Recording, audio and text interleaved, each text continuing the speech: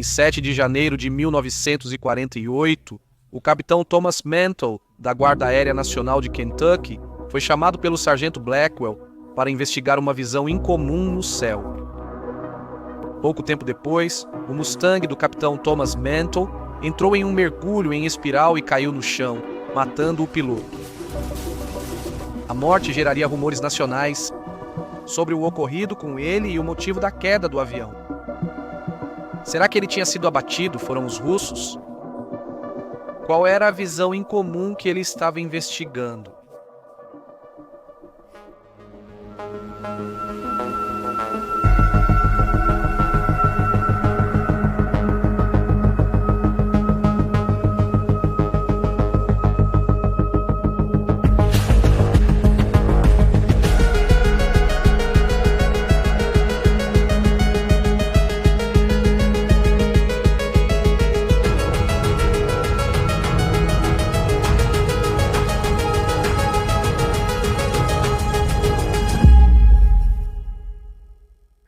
Se quiser me seguir, estou no Twitter como Picket Interest, com Interest usando o número 1, e no Patreon em patreon.com/thatmovieshow. Também seria muito útil se você pudesse clicar em curtir e se inscrever. Valeu, pessoal!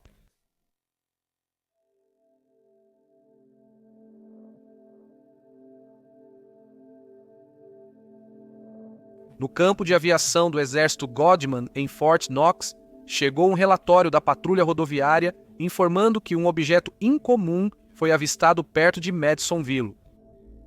Descreveram o objeto como circular, com pouco menos de 100 metros de diâmetro. Às 13h15, o sargento Quinton Blackwell leu relatórios e checou com o serviço de voo do exército se havia aeronaves experimentais testando na área. O capitão Hooper, das operações de teste de voo, afirmou: não há aeronaves experimentais naquela área. Porém, há um B-29 e um A-26 em missões fotográficas na área. Blackwell examinou o céu para achar o objeto. Logo depois, ele encontrou o objeto ao sul do campo de aviação Godman e pediu à torre de controle que o verificasse para descartar erro humano ou de equipamento. O soldado Stanley Oliver encontrou o objeto, mas o ignorou no início, pensando estar imaginando. Blackwell ordenou que ele olhasse novamente e Oliver conferiu pela segunda vez e pela segunda vez viu o objeto. Ele viu o objeto e confirmou para Blackwell. Ainda insatisfeito, Blackwell chamou o tenente Horner e o capitão Carter à torre para confirmar a visualização do objeto. Na declaração oficial, capitão Carter disse que o tenente Horner apontou o objeto para sudoeste, visível a olho nu. O objeto era redondo e mais branco que as nuvens à sua frente. O capitão Carter chamou o coronel Hicks à torre para observá-lo. Como o capitão Carter, ele disse que o objeto era redondo, branco e visível a olho nu. Com binóculos de 8 vezes, ele viu que o objeto tinha brilho vermelho embaixo, que às vezes mudava para cima. O objeto permaneceu parado no céu por aproximadamente 1h30. Até que desapareceu atrás da cobertura de nuvens. Apesar de todos descreverem o mesmo objeto redondo e de tamanho parecido, alguns relataram detalhes um pouco diferentes. O proprietário descreveu o imóvel como um pequeno objeto branco aparentemente parado. Ele também não conseguiu dizer se o objeto emitia sua própria luz ou se estava simplesmente refletindo luz, e o descreveu através de binóculos como: em parte parecia um paraquedas, com o sol brilhante iluminando o topo da seda, mas também parecia haver alguma luz vermelha ao redor da parte inferior. Intrigado com o que estavam vendo, o sargento Blackwell entrou em contato com um pequeno grupo de aeronaves P-51 que estavam se deslocando de uma base aérea para outra na região para investigar o objeto. Um avião recebeu ordens para seguir até seu destino, enquanto os outros 3 foram instruídos a se deslocar até a localização do objeto.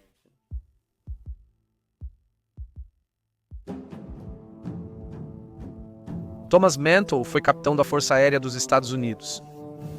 Na época de sua morte, ele tinha 25 anos. Ele foi veterano da Segunda Guerra Mundial e participou da Operação Market Garden, campanha para tomar pontes estratégicas na Alemanha com apoio aéreo. Enquanto sobrevoava a Holanda rebocando um planador, foi atingido por forte fogo antiaéreo que destruiu quase todos os controles, dificultando mudar direção e altitude. Em vez de soltar o planador antes para recuperar o controle do avião ao aliviar o peso, ele continuou sua missão e soltou o planador na área alvo Mantle. Depois, retornou à base e de alguma forma conseguiu pousar.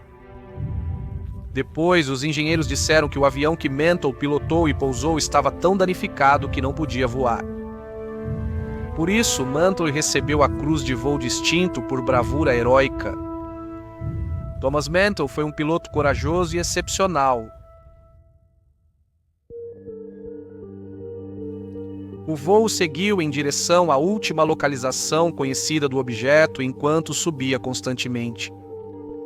O líder de voo, Thomas Mantle, afirmou ter avistado o objeto à frente e acima e que continuava subindo em sua direção. Um colega de esquadrão perguntou: "O que estamos procurando?", deixando claro que os outros pilotos ainda não haviam localizado o objeto. A 15.000 pés, Mantle disse que o objeto estava à sua frente e acima, movendo-se à metade da sua velocidade, cerca de 180 milhas por hora. Ele o descreveu como metálico e de tamanho enorme. Seus companheiros avisaram aos 15.000 pés que iam nivelar, enquanto Mantle seguia dizendo que tentaria se aproximar para ver melhor, subiria até 20.000 pés e, se não chegasse mais perto, desistiria da perseguição. Pouco depois, eles perderam o contato por rádio com o capitão Mantle. O colega de Mantle voltou ao campo de aviação Godman. Ao retornarem, o piloto NG-800 relatou ter visto algo parecido com o reflexo do sol em uma cabine de avião. Após a declaração, o NG-800 pousou, reabasteceu e decolou para buscar o objeto e o capitão Mantle. Ele buscou 100 milhas ao sul do objeto, subiu a 33.000 pés, mas não encontrou o objeto novamente. Logo depois, a aeronave do capitão Mantle foi achada após pouso forçado em uma fazenda na fronteira de Kentucky com Tennessee. Bombeiros resgataram o corpo de Mantle dos destroços. O relógio parou às 13h18 da tarde, hora do acidente. Mais tarde, às 19h25, o operador de rádio Very High Frequency Albert Pickering viu o objeto perto de Lockbournes. Desta vez, o objeto mudou na descrição e no comportamento.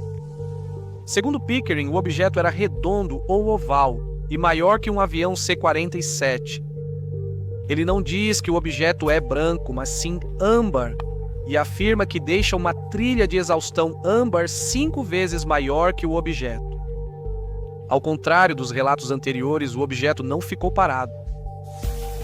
Pickering conta que o objeto girou 3 vezes no mesmo lugar antes de se mover rápido para outro ponto e repetir o movimento. Em seguida, ele desceu até o chão, parecendo tocar o chão, antes de disparar diretamente para o céu a velocidades superiores a 800 km por hora, completamente em silêncio.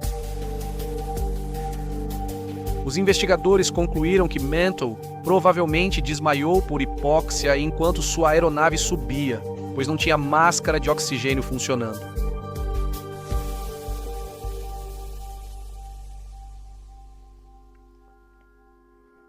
A Força Aérea inicialmente explicou que Mantle confundiu Vênus com um objeto voador não identificado e o perseguiu. Isso aconteceu principalmente porque, algumas semanas antes, a Força Aérea realmente havia perseguido Vênus por engano e esse incidente tinha muitas semelhanças com este. Um cientista chamado Dr. Hynek havia originalmente sugerido a hipótese de Vênus devido ao fato de que Vênus estava na mesma posição em que esteve durante a perseguição anterior.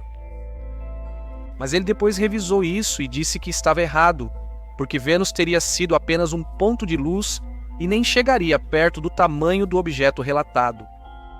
Ele também disse que Vênus não teria sido visível porque não estaria brilhante o suficiente naquele momento. O Dr. Hynek reconsiderou sua hipótese ao descartar Vênus e afirmou que o objeto estranho provavelmente era o balão Skyhook. Skyhook era um projeto de balão meteorológico da Marinha dos Estados Unidos da América que, naquela época, era classificado, então nenhuma das pessoas envolvidas no incidente teria conhecimento dele. O Skyhook alcançava 30 mil metros de altitude, permitindo que aviões cruzassem sua rota. Ele também tinha uma cor metálica que refletia a luz e mudava de forma dependendo da altitude, devido aos tipos de gás dentro do balão. Em altitudes mais baixas, ele teria um formato de gota, e em altitudes mais altas, se tornaria mais oval à medida que os gases se expandiam.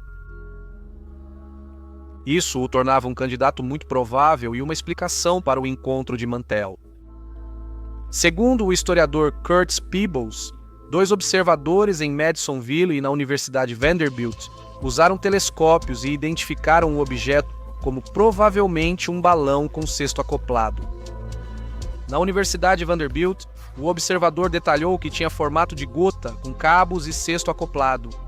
Porém, tanto a Força Aérea dos Estados Unidos da América quanto a Marinha não registraram lançamentos de Skyhook nessa área e data. Além disso, apesar dos balões terem 30 metros de diâmetro, não chegavam a 100 metros, tornando difícil confundir tamanhos tão distintos. O principal obstáculo à hipótese do balão é o relato de Alberto Pickering. Nada no relato de Alberto Pickering podia ser atribuído a um balão. O comportamento e a aparência não condizem com um balão meteorológico. O relato dele foi à noite, diferente dos outros de dia, o que pode explicar mudanças de cor com a luz do entardecer.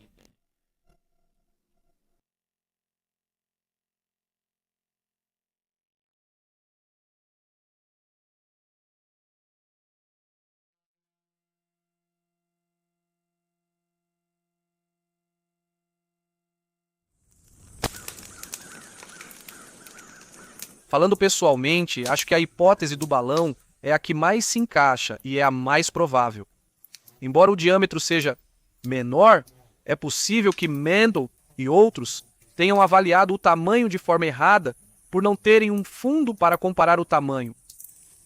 O formato do balão e o fato de ele ser reflexivo e mudar de forma conforme sua altitude aumentava também se encaixam. Achei curioso que o Tenente Warner disse que parecia um balão e seria interessante ver como rotulariam o objeto se conhecessem os balões Skyhook na época. Ser um balão também explicaria como e por que ele pareceu pairar por 1h30. Ele subiria tão devagar que de longe seria imperceptível. Enquanto os comentários do Capitão Mantell sobre a velocidade do objeto poderiam descarto ser balão meteorológico, atribua a falta de referência para o movimento relativo. Se Mantell está perseguindo um balão subindo direto para o céu, como ele relatou, seria muito difícil para ele saber a que distância o objeto está e, assim, não conseguiria dizer a que velocidade ele está viajando. Se ele errou ao avaliar o tamanho do objeto, também teria errado a distância e estimado mal a velocidade ao ver o objeto se aproximar. Ilusões de ótica são comuns e convincentes na aviação. Se fosse um projeto de balão secreto, isso explicaria a necessidade de encobrir o incidente. É isso que os militares fariam com qualquer projeto secreto. Uma coisa que achei incomum é que nenhum dos membros da Força Aérea envolvidos mencionou ter visto o objeto no radar. Eles verificaram os relatórios e as transcrições nunca mencionaram olhar o radar para ver se o objeto estava lá ou não, e o radar já era amplamente utilizado naquela época. É protocolo militar identificar objetos vistos no radar. Uma pessoa disse que parecia um balão, então por que não verificar o radar? Também há a pequena questão do relato de Pickering. O relato dele é muito diferente dos outros, tornando-se uma inconsistência. Isso não quer dizer que eu esteja descartando o relato dele. É só que os outros relatos dizem todos a mesma coisa ao mesmo tempo, o que os torna mais confiáveis, já que todos se confirmam mutuamente. Como Pickering viu o objeto com pouca luz, isso pode ter influenciado sua percepção. Admito que isso é bem estranho e não consigo explicar racionalmente. Ainda hoje não existe aeronave silenciosa, muito menos que acelere instantaneamente para cima. Então, se ele realmente viu o que diz que viu, definitivamente não dá para explicar com nada do que existe por aí. Então essa é a minha opinião, você concorda? O Capitão Mental perseguiu um objeto voador não identificado ou só um balão meteorológico? Me diga nos comentários.